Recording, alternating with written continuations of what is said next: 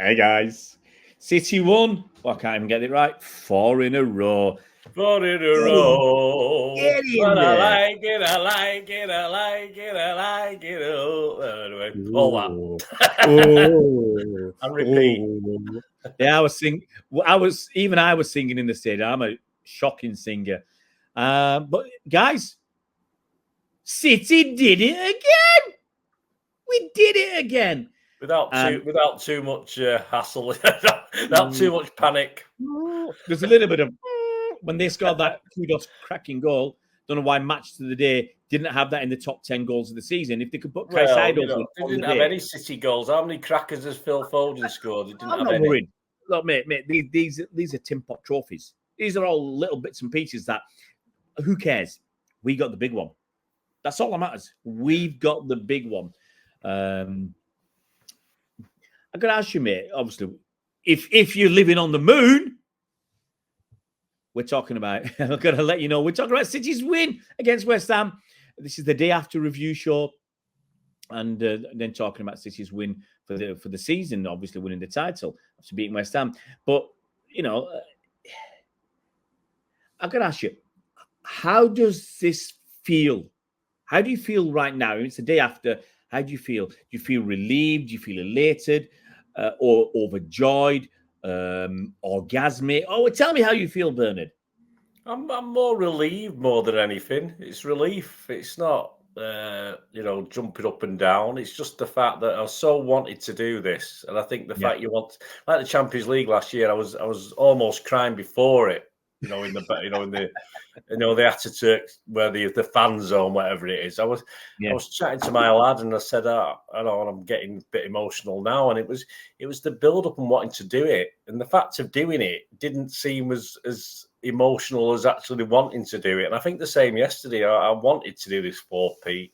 I try and put silly things in the background like the 115, which we're going to get all the time. And even BBC, even Match of the Day had to still mention it last night. They all have to mention it.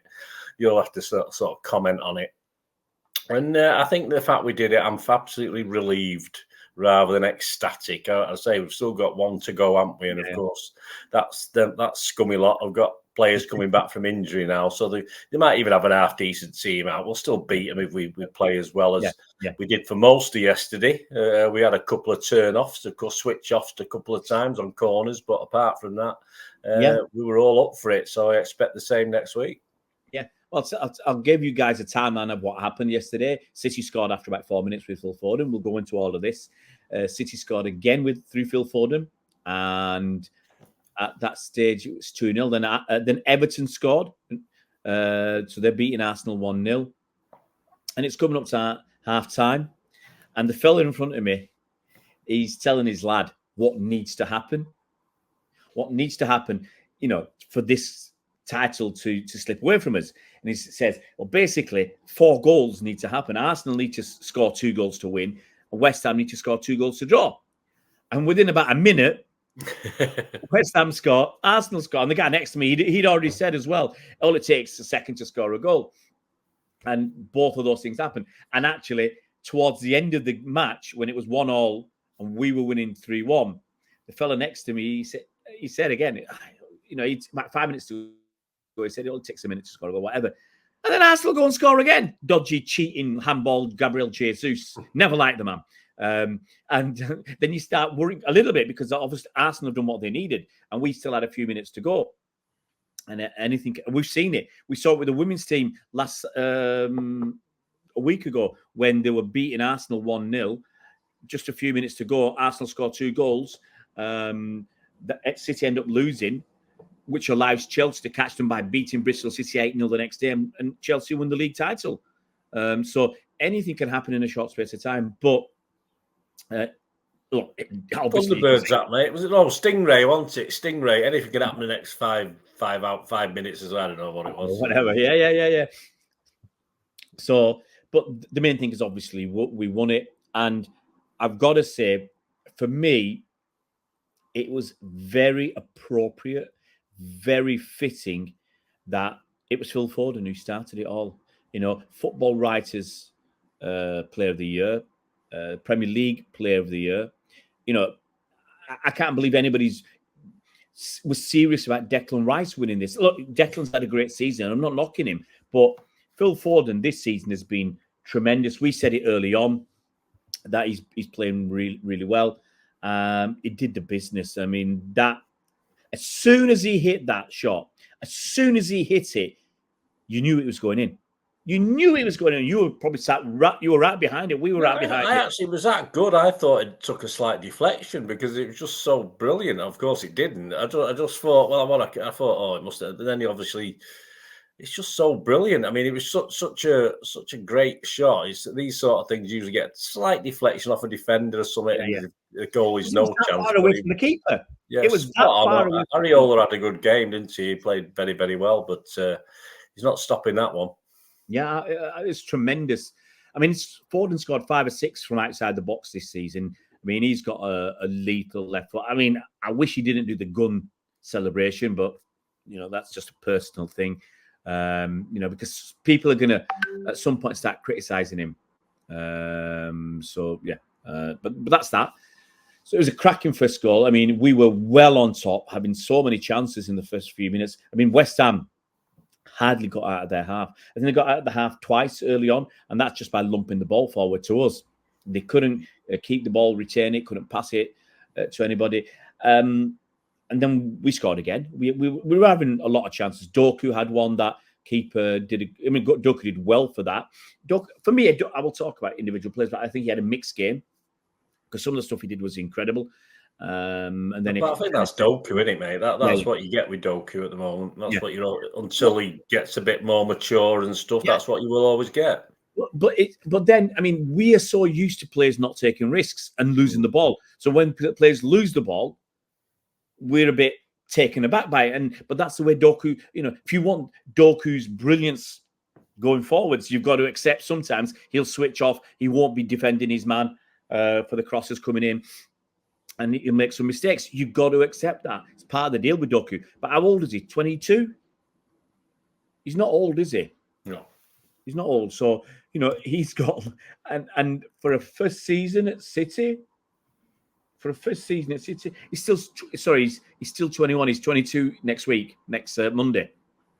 So, for a kid his age, early in the season, he was making a lot of good calls. He knew when to pass it, knew when to dribble, knew when to shoot, and everything. He was really good. He had a dip after he got injured, but he's shown us that he offers us so much. If he can sort out that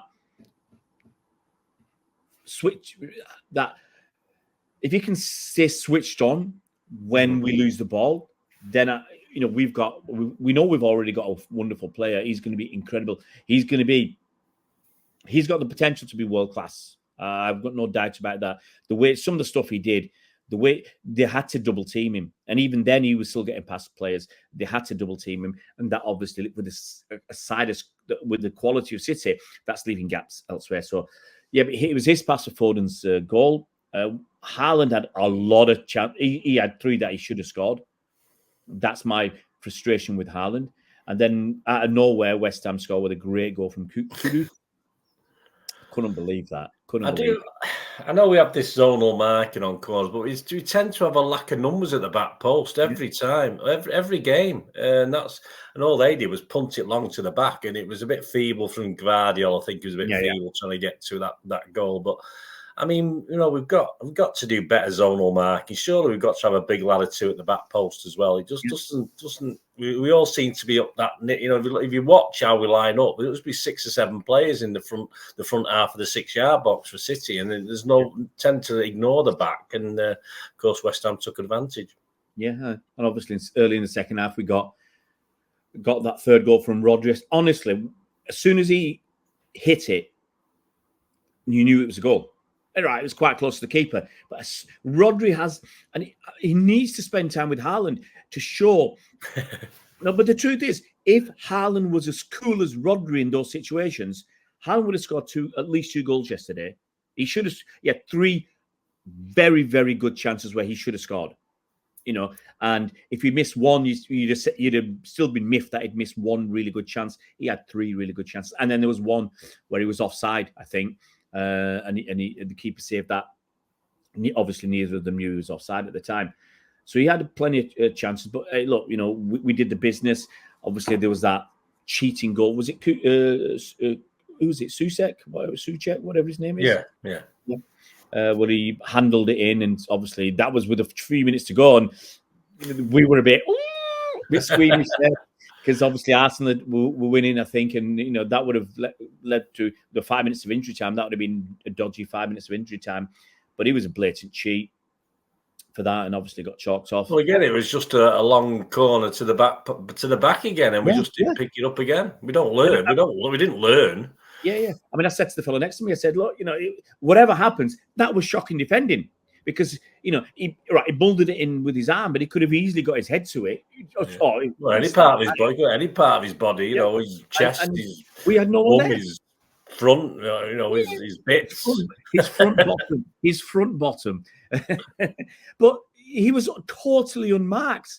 We were lucky at his hand because that would have been the toughest 5 minutes of the season if it would have been because at 2-1 I had nerves at 2-1. At 2-0 I still had nerves. I said we need to get like Chelsea did against Man United on Saturday, the women's team. They were 4-0 up at half time. There was no way City were going to come and score 6 to 7 goals in the second half to usurp them. And it's the same here. I thought if we get that third goal, we could go and get 4, 5, or 6. But, I think in the end, only a genius could call that scoreline. That 3-1 scoreline. Only a genius. Only someone who says it all the bloody time. Yeah, that's correct. What was your prediction? 3-0. All right. On my video last night, I said Bernard got it right. He said 3-1. Well, screw you, Bernard. I'm going to go back in that video and delete that bit where I was giving you praise. All right, I said 3-1. Okay, I'm having that. And I say it all the time. It happens so often. It's the most popular scoreline. It's the most obvious that people use. Not always with the bookies, but generally what people do. Well, normally in the past, the most popular scorelines have been 1-0, 1-1, 2-1. I think those are the three most popular scorelines in the Premier League. I remember that when my lads, we were doing this Premier League prediction thing, and I said always put one of those three scorelines because most of the time it's going to be one of those three scorelines. But look, at the end of the day, it was a great victory. Let's start off by asking you about that lineup. Were you surprised that Mateo Kovacic was dropped for Jeremy? No, I mean, I didn't. Obviously, I got 9, and I did say at the time, if Pep wants to be a bit more dynamic, he'll play Doku. Yeah. Which means Kovacic will drop out. Yeah. Of course, Diaz or Aki was an either or. It was a matter of who's, whatever Pep had faith in. And of course, Aki didn't play last time, so he stuck with Diaz because he had a poor game. Let's face it, we said he had an awful game against Spurs, but he stuck with him, and that's what Pep does sometimes, and he probably will do for the cup final as well. Yeah. So I mean, I agree. I mean, I think I said yesterday, because West Ham are going to come to defend, even though it's David Moyes' last game. I thought, Moyes, come on, man, go for it. And the reason you're not being renewed at West Ham because the fans are on your back because you play this negative football. Go out with a bang. Go for it, man. But he didn't. He wasn't going to do that. Moyes is Moyes, and he played a defensive setup. And for that reason, I said that's where Jeremy Doku has to come in because you don't need that extra midfielder in Kovacic. Well, of course, he terrorised Kufel in the return fixture, didn't he? Early in the season, Kufel couldn't cope with him. Yeah, they were ripping them down. It got to the stage where they had to double team him, on a regular basis. Especially the second half, I think he dropped off a bit because they were really onto him. But then he picked up, and it's one of those things again. It's like Haaland, if he scores a goal a game, and he's crap and he misses lots of chances, but he scores a goal a game and he scores 35 league goals a season. That's what you take away from it. And we said the same when Alvarez was scoring goals. He's not really doing a lot. We didn't think he was doing a lot for us, but he kept scoring goals and getting a few assists. And if Doku's the same, if he's getting an assist every 2 games and a goal every 3 games, If I offered you that now, if I said Jeremy Doku next season will score you 12 league goals and he'll get you 15 assists, I think you'll say he's got to play every game because those numbers are pretty good. Even someone like Leroy Sané, I think his best season was, did he get 10 goals and get 15 assists or something? So those would be good numbers. So I think Doku's done well this season. But yeah, so that's a good lineup. I mean, besides Ford, and let's put him to one side because he was awesome. Who? I wouldn't say no one let us down. Okay, no one let us down. Don't get me wrong. But if you say who stood out for us and who did make a few mistakes, who didn't? I thought Bernardo was excellent yesterday. Yeah, a bit more. Obviously, didn't have him hugging one of the touch lines, which is good, which allows him to get in and around the box. That's where he's more dangerous. We know that, and I just thought he wasn't absolutely think, oh, what a performance from Bernardo, but he was just so. What's the word? There's a word for the word. Not laid back. Just it went under the radar, but it was a cracking little performance from Bernardo. I thought defensively, I say apart from the corners, Akanji was again excellent. Gvardiol, wasn't getting in Doku's way, so he obviously was playing in a slightly different role. Usually be bombing as a defender down that left. Of course. But I say apart from Haaland, who probably be happy with his finishing, you'd be hard pushed to say it. KDB was nondescript once. There's no Hollywood balls at all from KDB because he just left it to Foden. Just left it to Foden in the middle of the pitch, and KDB sort of was there and he did his bit, but there was nothing.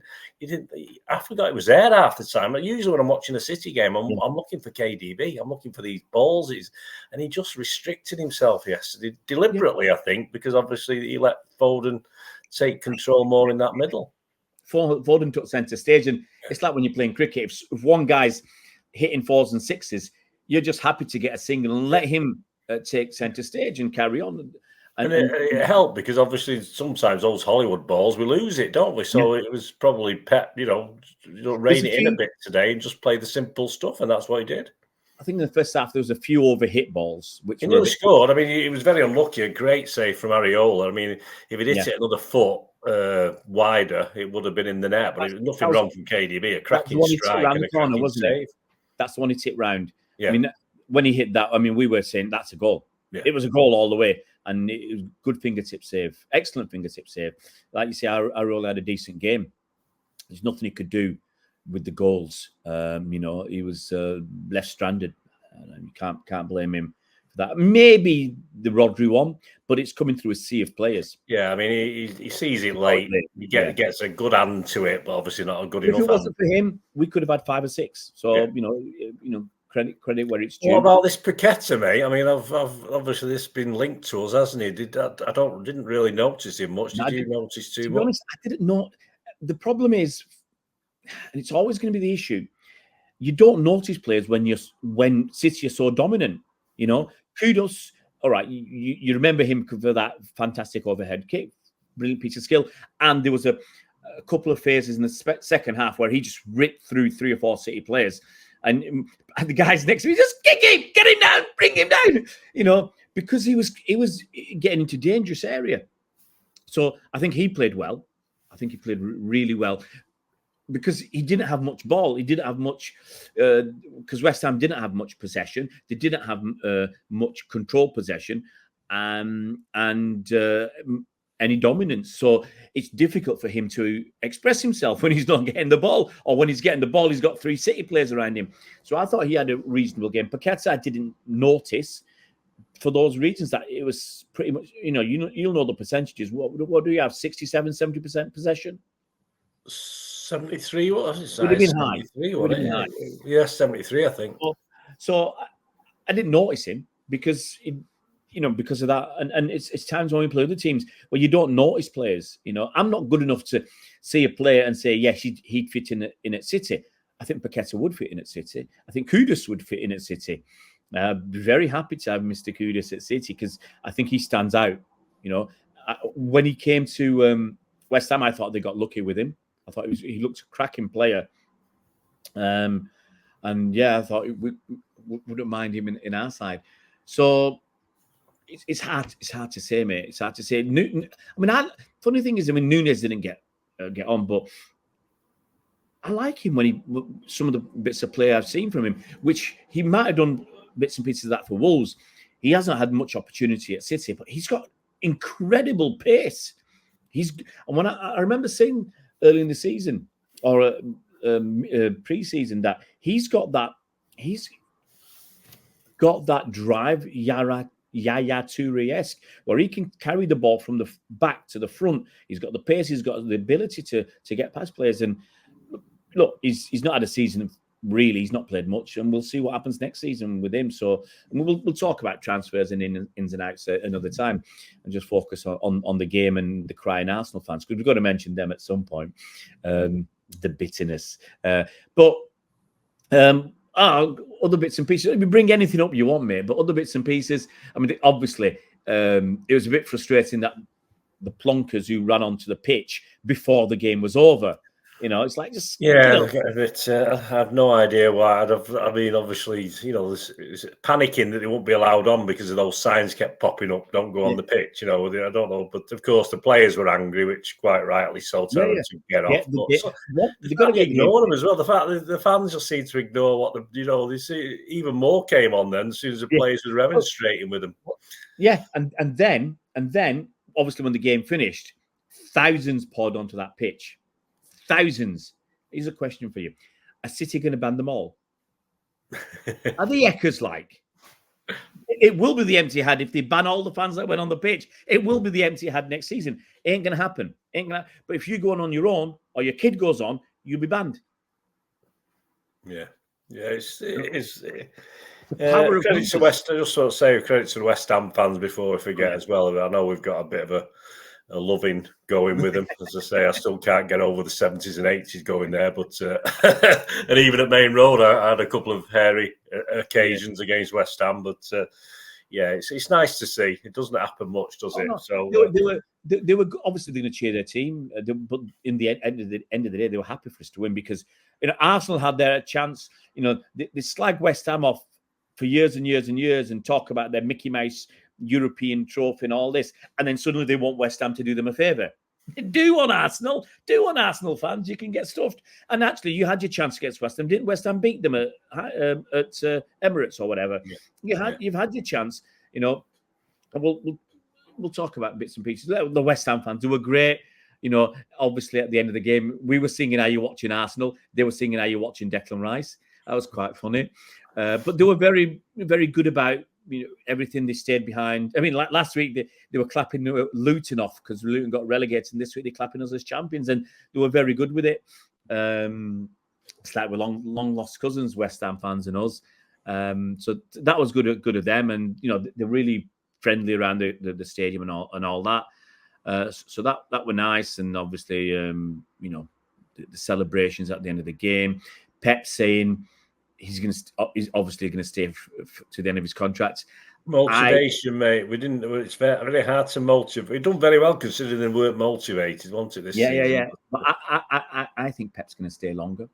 I really do, because he said again, they give me everything I need. They give me he's got everything he needs here. It's like any player leaving City. It's a downward step. And I think I've got this.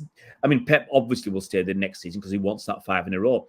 But I think I've got a sneaky suspicion he might want to stay an extra year, because would that get him to 10? Can't remember now. Yeah, and also don't forget he's got to be around for the Club World Cup. I'm sure he wants to have a pump at that. Yeah. That's 2 years. So I can see him. I think if he extends for 1 year, that will be his last season. If he extends for one. But I can see him, because he said we'll sit down and talk about it. So I don't think he's he wants, he's to leave. I think, especially, look, it might be that if he wins 5 in a row, he says, hey, that's probably enough. Probably enough. But I can just see, like you say, that Club World Championship, that could be another option. And again, there's a thing on the BBC. It said Phil Foden's won 6 Premier League titles, or is it 7? 6, I think. 6. Everything under Pep, hasn't he? He's won 6 Premier League titles. How many can he win? I said if Pep stays 10 more years, he'll win 10 more titles. No problem. Look, the longer Pep stays, the more chance Phil Foden has of catching Ryan Giggs. which nobody would dream that anybody could get there. But I would like Pep. I really would like Pep to extend by at least a couple of years, because if he does stay, I think if he stays for another 3 years, we win at least 2 more titles. I think, because if we're at that level, I don't think we're not a team that's going to drop below 85 points. 85 points is a terrible season for us. Okay, we've had one terrible season in the last 7, and that's when Liverpool won the title. But anybody who wants to win it needs 90. I've always said you need to get 90 points, then you're in the mix. Okay, then you're in the mix. We've won it on, was it 91 this time? Arsenal were close, but no cigar. But if Pep stays 3 seasons, I think we'll win it at least a couple more times, and we get very close to Arsenal. We get very close to Arsenal. You know, which will be another story. So a couple of things. Arsenal fans crying. Have you ever seen anything as bad as last night and this morning? I cannot believe how we thought Liverpool fans were bad with their tears. I mean, I think probably Liverpool fans were worse with their tears. But Arsenal fans, do you think, are they still deluded? I mean, I'd be upset, but I mean, they just deflect it, don't they? These clubs, the Liverpools in the past, they just deflect it from the fact that you had a cracking season. You're up against a juggernaut, as we've been called, and that's what we are. Right? I saw a thing last night, and he was on the Guardian timeline. He has people chipping in with stuff and comments, and. They're all begrudgingly saying, well, this Pep City team isn't like his Pep Barcelona. All these little comparisons, that they sort of have a dig. They just don't accept what Pep's done and what City have done the last few years. It's been incredible, and credit to Liverpool, who would definitely have won more. Of course they would. Arsenal would probably have won more as well the last couple of years. But Arsenal drops everything. They sort of went out of everything. They only had the league to worry about. City, Pep does it and goes, all right, he occasionally gives up a Carabao Cup now, and he's given up the FA Cup at the semi-final stage because he's had bigger fish to fry. Yeah. He's done that. But generally, we go for everything. And that is amazing to actually go for that. And these Arsenal fans, I mean, I've probably muted most of them now. I get to see it secondhand occasionally. But even in the build-up, to this, they just become like the Liverpool fans were. I mean, if Liverpool had been competing up to the last couple of weeks, we would have seen crap from them. We'll see crap from United if they ever start competing. We'll see crap this week probably before the FA Cup final. And they just all, rather than celebrate their own teams and what they've achieved or not achieved or come close to, we've just become the whipping boys, and they all want to have a little dig about different things. And and City fans defend themselves, and then they claim, look at all these on my timelines. Well, what do you put a comment out, mate? You're going to get response. What do you want? You can't have it both ways. You can't make a comment and expect us not to just sit there. I mean, I do, because it's not worth the aggravation anymore. I tend not to comment too much. I do occasionally, but you've got to defend your team. Defending the team by actually attacking another team, and that's not the way to do it. Yeah, no, I thought Twitter were going to ban me for using that so many different crying emojis. I'll say when anybody says anything, it's the usual tropes. I just pop out a crying emoji and leave it at that. But it's nothing. Maybe one day we'll talk about this again. But it's nothing different from the Centurion season. I said, because they can't beat us on the pitch, they focus on everything else. That's where Etihad was all the time. They talk about FFP, they talk about money, they talk about this, they talk about that. Because they can't talk about what's going on the pitch, they have to focus on everything else and have to try and asterisk it and all that. End of the day, like people have said, nothing's been proved. The players have done it on the pitch. And the management staff and the team have all done it. And we'll talk in depth about this another time, maybe later in the week. But you've got to, even begrudgingly, give City the credit we deserve, because no one's done this before, 4 times in a row. And I can't believe some Arsenal fans are still saying that their Invincibles were better than this City side. We've done 4 in a row. We've thrown in a Champions League in that time. I think we've thrown in 2 FA Cups in that time as well. Or at least 1, maybe just the 1. and a Club World Cup and a UEFA Super Cup, and maybe this weekend an FA Cup, another FA Cup. We're on. Not only have the players and the team and the staff elevated, themselves to a level of greatness by doing something no one else has ever done. We stand this Saturday a chance of winning a double-double. No one's ever done that before. A double-double. That's how blooming marvellous and good this team is. And I don't care what anybody says. When I'll do my FFP video at some point as well. I've got a few things to say. Might be a short video with a few hand signals. But look, this is, it's been an incredible roller coaster this season. I think we won the first 6 games. Then Spurs were going to win the league under Big Ange, and then Liverpool started more training, and they were going to do it for Klopp, in his last season. And then Arsenal were going to do it because they threw it away. And then we did what we did. We did what we do. We won the last 8 league games. Yeah, and with a team that, let's be honest about it, probably wasn't as efficient as it was last season. Oh yeah, we're not as good. I said it. We'd struggle with that Gundo, and we did. We had a really bad phase where even if he was here not playing well, it was his leadership that would have helped and his togetherness, and I think that would have got us through. We got through that. No KDB for what? Yeah, 6 months? 5 months. No KDB for 5 months. No Haaland for 2 months. John Stones, spent most of his time. World-class player last year. We've hardly had his benefit this year.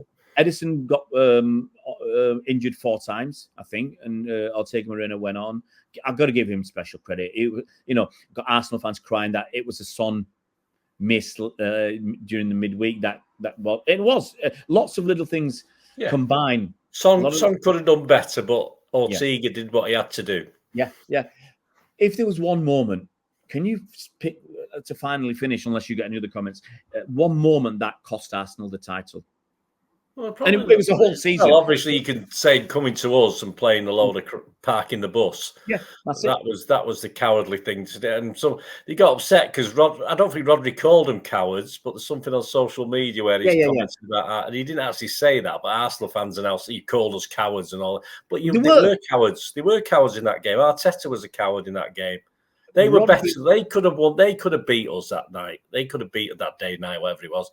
They could have beat us if they tried, but obviously they were happy just to take a point, perhaps nick it if they could. But hey, we'll sort of not play our normal football. We'll adapt, and that's exactly what if you do. You think back to what Liverpool have done the same. They've come to the Etihad, tried to get a draw and failed.